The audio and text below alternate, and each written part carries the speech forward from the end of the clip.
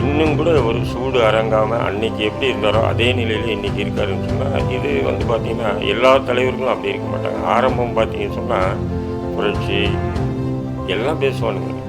கடைசியாக வந்து ஒவ்வொரு காலகட்டத்திலையும் அவங்க அரசியல் சூழ்நிலைக்காகவும் அப்படியே மாறிக்கிட்டே வந்து கடைசியாக எல்லாரும் போன்று அவங்களும் ஆகிடுவாங்க. ஆனால் இவரை பொறுத்தவரையிலையும் வந்து எக்காரணத்தையும் இன்ன வரையிலையும் மாறாமல் தொடர்ந்து அந்த தமிழ் தேசிய அரசியலையும் தமிழக மக்களுடைய உரிமைகளுக்காக தொடர்ந்து போராடக்கூடிய ஒரு சிறந்த தலைவராகத்தான் தோழர் வேல்முருகன் இருக்கின்றார். அவருடைய தலைமையிலான தமிழக வாழ்வுரிமை கட்சி நிச்சயமாக தமிழக அரசியலில் மிகப்பெரிய ஒரு இலக்கை இந்த கட்சி அடையும் என்ற எதிர்பார்ப்பு எனக்கு இருக்கின்றது.